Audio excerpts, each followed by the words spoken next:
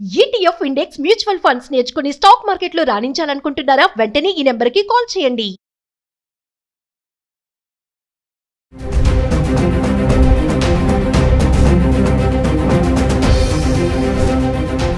నమస్కారం, నేను మీ అడ్వకేట్ సంగీత. ముంబై కోర్టులో ఒక వినూత్న కేసు పిటిషన్ ఫైల్ అయింది.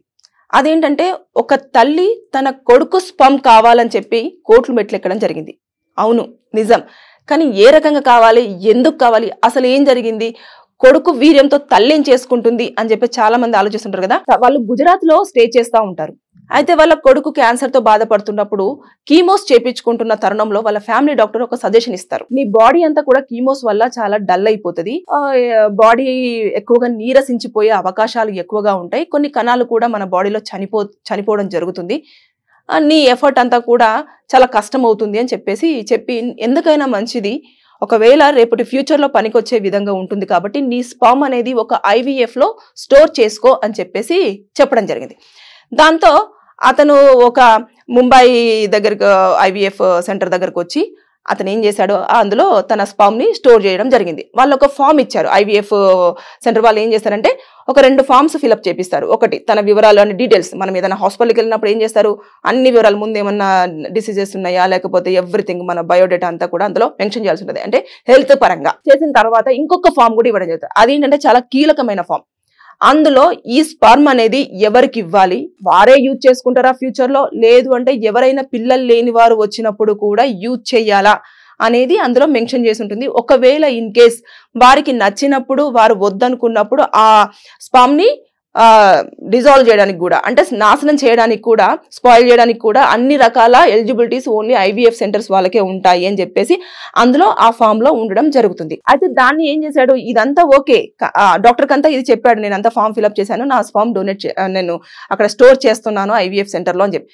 కానీ ఈ ఫామ్ గురించి డాక్టర్ కి చెప్పలేదు, అలాగే ఫ్యామిలీ డాక్టర్ తో పాటు వాళ్ళ పేరెంట్స్ కూడా ఇంటిమేషన్ ఇవ్వలేదు. ఇలా నేను గనక చనిపోతే, నాకున్న ఈ డిసీజ్ వల్ల, క్యాన్సర్ వల్ల నేను ఫ్యూచర్ లో బ్రతికుంటే ఓకే, ఒకవేళ బ్రతికి లేని పక్షంలో ఆ స్పర్మ్ ని వెంటనే దాన్ని స్పాయిల్ చేయాలి, అంటే ఎవరికి కాకుండా దాన్ని నాశనం చెయ్యండి అని చెప్పేసి అందులో ఒక ఫామ్ ఉంది. దాంట్లో సిగ్నేచర్ చేసేసాడు without consent parents and family doctor, only తన ఓన్ డెసిషన్ తో ఆ సిగ్నేచర్ చేయడం జరిగింది. కొన్ని రోజుల తర్వాత అతను ఆ కీమోస్ చేయించుకుంటున్న టైంలో క్యాన్సర్ ఇంకా ఎక్కువగా అయిపోయి తను చనిపోయారు. చనిపోయిన తర్వాత అతను ఇచ్చిన ఫామ్ ఉంది కదా, అది కొంచెం టైం ఉంటుంది, ఆ టైంలో వాళ్ళు ఆ వీర్యాన్ని నాశనం చేయడం జరుగుతుంది అన్నట్టు. ఈ టైంలో ఫ్యామిలీ డాక్టర్ ఏం చేశారంటే, ఎందుకు మీరు అంత బాధపడుతున్నారమ్మా, మీ కొడుకు ముంబై IVF సెంటర్లో తన వీర్యాన్ని అక్కడ దాచడం జరిగింది, మీరు తీసుకొచ్చి మీకు తెలిసిన వాళ్ళు ఎవరు అన్న పిల్లల్ని కానీ మీరు పెంచుకోవచ్చు అని చెప్పారు. అరే ఇలా ఉందా అని చెప్పేసి ఇక వెంటనే ఆల్రెడీ ఇది చెప్పారు. అంటే స్పర్మ్ డొనేట్ చేసిన విషయం పేరెంట్స్ తెలియదు కానీ డాక్టర్కి మాత్రమే తెలుసు. వెళ్ళారు IVF సెంటర్ దగ్గరికి, వాళ్ళ మదర్ వెళ్ళింది, ఇట్లా నా కొడుకు వీర్యం ఇక్కడ ఉంది, నాకు ఇవ్వండి, నేను దాని త్రూ అదే పిల్లల్ని ఎవరిదన్నా మా చుట్టాల వాళ్ళ దాంట్లోనో లేదంటే నాకు తెలిసిన అమ్మాయితోనో నేను రిక్వెస్ట్ చేసుకొని పిల్లల్ని కనే ప్రయత్నం చేసుకుంటాను, నేను ఇవ్వండి, గుజరాత్ IVF సెంటర్కి కొంచెం ట్రాన్స్ఫర్ చేయండి అని చెప్పేసి అడిగింది ఆవిడ.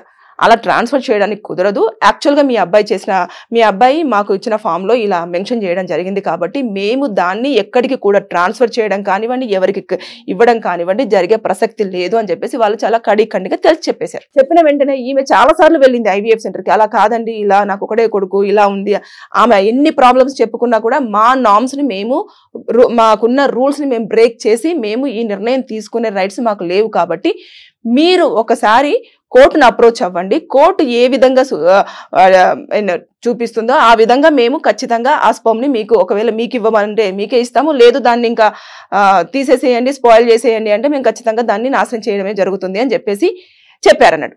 చెప్పిన వెంటనే ఏం చేశారు, ఇమీడియట్ గా ముంబై కోర్టులో ఆవిడ పిటిషన్ ఫైల్ చేసింది, ఇట్లా నా కొడుకు స్పర్మ్ ఈ పలానా IVF సెంటర్ లో ఉంది, దాన్ని గుజరాత్ IVF సెంటర్ కి ట్రాన్స్ఫర్ చేయండి, ఎలాగైనా సరే దాన్ని ఇస్తే నేను ఫర్దర్ గా నా కొడుకు జ్ఞాపకాలు లాగా వేరే వాళ్ళతో పిల్లల్ని కనే పరిస్థితి ఉంటుంది అని చెప్పారు.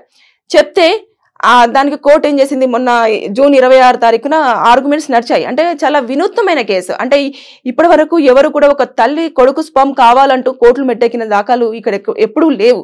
సో కోర్టు కూడా దాన్ని పరిగణలోకి తీసేసుకొని, సరే ఇది ఎమోషన్తో ఎంత బాగా ఉన్నప్పటికీ కూడా అక్కడ ఉన్న వాళ్ళ నామ్స్ ప్రకారం IVF సెంటర్లో అతను లాస్ట్ టైం సంతకం పెట్టింది చనిపోయే ముందు ఏ ఫామ్ మీద అయితే సంతకం పెట్టిందో దాంట్లో ఉన్న రూల్స్ అండ్ రెగ్యులేషన్స్ కానివ్వండి, అందులో ఏమేమి పాయింట్స్ ఇన్వాల్వ్ అయి ఉన్నాయి, ముందు ఫామ్లో అతను ఫిలప్ చేసినప్పుడు అతని బయోడేటాలో ఏమేమి ఉంది, ఇవన్నీ కూడా క్షుణ్ణంగా పరిశీలించడం జరుగుతుంది. అలాగే తను ఎలాంటి స్టేటస్లో ఉన్నప్పుడు ఈ సిగ్నేచర్ పెట్టారు, ఎవరికైనా ఇంటిమేషన్ ఇచ్చారా లేదా, దాన్ని నిజంగానే స్పాయిల్ చేయాల్సి వస్తుందా, లేకపోతే దాన్ని యూజ్ చేసే విధంగా ఏమైనా చిన్న వెసులుబాటు ఉందా లేదా అనేది కూడా ప్రతిదీ కోర్టు మొత్తం అన్ని యాంగిల్స్లలో చెక్ చేస్తుంది. చేసిన తర్వాత అది ఎవరికి చెందాలి అనేది స్పష్టం చేస్తుంది. ఎందుకంటే ఇది ఇప్పుడు ఇంకా కోర్టు మొన్ననే ఒకటే హియరింగ్ అయ్యింది. ఇది జూలై 30న ఇంకొక హియరింగ్ ఉంది. అప్పటికి మరి ఇన్ని యాంగిల్స్లలో కూడా కోర్టు ఆలోచించాలి. జడ్జి గారు దాని మీద ఒక నిర్ణయం తీసుకున్న తర్వాత దానికి అది వేస్తారు. లేదంటే ఇంకా వాయిదాలు పడతాయా లేకపోతే ఏం చేయాలి అనేది ఉంటుంది. కానీ చాలా మంది ఏమంటున్నారంటే ఒక తల్లి ఎమోషన్, కొడుకు చనిపోయారు, కొడుకు చనిపోయిన నేపథ్యంలో ఎలాగైనా సరే కొడుకును చూసుకోవాలి అంటే ఒక స్పర్మ్ ఉంది కాబట్టి ఎవరికైనా తను ఎలా చేసుకుంటుందో కానీ ఇచ్చేస్తే బాగుంటుంది కదా అని చెప్పేసి ఎమోషనల్ పరంగా ఆలోచించే వాళ్ళు చాలా ఉన్నారు. కానీ ఇక్కడ తల్లి ప్రేమ కన్న ప్రేమ కంటే కూడా కోర్టు అన్ని యాంగిల్స్లలో కూడా చెక్ చేస్తుంది అన్నట్టు. అంటే ఇవ్వడం ఈజీ అనుకుంటారు, కానీ దానివల్ల వచ్చే పర్యవసానాలు కూడా చాలా వెరైటీగా ఉంటాయి. ఇప్పుడు ఎవరైతే దంపతులు ఉంటారో, దంపతులు ఎవరైనా పెట్టించుకున్న వాళ్ళు అంటే ఆ స్పర్మ్ ని డొనేట్ చేస్తే తీసుకొని పిల్లల్ని కన్న వాళ్ళు ఎవరైతే ఉంటారో వీళ్ళకు ప్రేమ కంటే కూడా టార్చర్ ఎక్కువగా అయ్యే అవకాశాలు కూడా ఉంటాయి. కాబట్టి ఈ యాంగిల్లో కూడా ఆలోచించే అవకాశాలు ఎక్కువగా ఉంటాయి. ఎందుకంటే నీ కొడుకు వల్లనే పిల్లలు కన్నాను కాబట్టి మీ ఆశలో కూడా ఇతను మీ వారసులకు సంబంధించిన అతనే కాబట్టి మాకు కూడా వాటా ఉంటుంది అని చెప్పేసి వారిని ఏమన్నా అలాంటి ఇబ్బందులు పెట్టే అవకాశాలు కూడా ఉంటుంది. కాబట్టి ఫ్యూచర్లో ఎలాంటి ప్రాబ్లమ్స్ రాకుండా అన్ని యాంగిల్స్లలో ఆలోచించిన తర్వాతనే దీని మీద ఒక డెసిషన్ తీసుకోవడం జరుగుతుంది. కోర్టులో ఉంది కాబట్టి నేను దీని మీద ఇంకా పూర్తి స్థాయిలో ఎక్స్ప్లెనేషన్ ఇవ్వలేకపోతున్నానేమో, ఎందుకంటే ఇది చాలా వినూత్నమైన కేసు. ఎందుకో షేర్ చేయాలనిపించింది కాబట్టి చేస్తున్నాను. అంటే ఒక తల్లి తన కొడుకు వీర్యం కోసము కోర్టును మెట్లెక్కడం అంటే ఫస్ట్ టైం.